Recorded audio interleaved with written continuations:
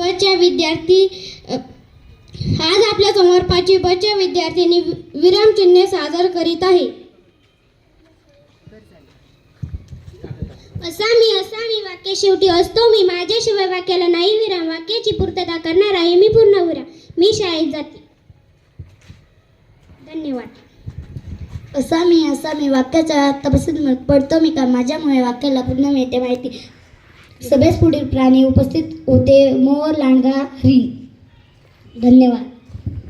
असा मी वाक्यांच्या स्वल्पविरामापेक्षा थोडा मोठा असतो मी, वाक्यात जोड वाक्य आला घ्यावा लागतो विराम, 2 वाक्यांच्या मध्ये असतो माझा मुक्काम, मी आहे अर्धविराम, मी तिला भेटायला गेले पण ती निघून गेली. धन्यवाद. असा मी एखादी गोष्ट अधिक स्पष्ट करतो मी, संयोगचिन्हाच्या रूपात उदाहरणे देताना पडतो मी का, मी अपसरण चिन्ह आहे मी येणार होते पण मला जमले नाही.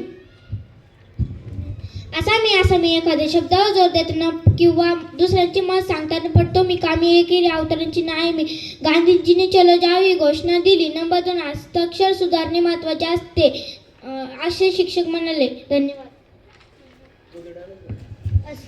असा मी बोलणाऱ्याचे उद्गार असेच देताना पडतो मी का, मी दुहेरी अवतरण चिन्ह आहे. उदाहरणार्थ आई म्हणाली ताईला होई दे. असा मी वाक्यात घ्यावा थोडा विराम, माझ्याशिवाय नाही शब्दाला लगाम, थांबत पुढे जाणार, मी आहे स्वल्पविराम. मोर, लांडगा, हत्ती, हरिण हे प्राणी जंगलात राहतात. धन्यवाद. असा मी एखाद्या वर्णाचा लांब दीर्घ उच्चार करताना पडतो मी का, मी अवग्रह चिन्ह आहे मी. उदाहरणार्थ आई अहो. असा मी का, कोण, कोठे, कसे, केव्हा, काय विचारणाऱ्या वाक्याच्या शेवटी असतो मी, प्रश्नचिन्ह आहे मी. तुझी तब्येत कशी आहे. धन्यवाद. असा मी आश्चर्यकारक भाग व्यक्त करताना पडतो मी का, मी सर्वांच्या सुख दुःखात असतो मी सहभागी, उद्गारवाचक चिन्ह आहे मी. बापरे केवढा मोठा साप आहे. धन्यवाद.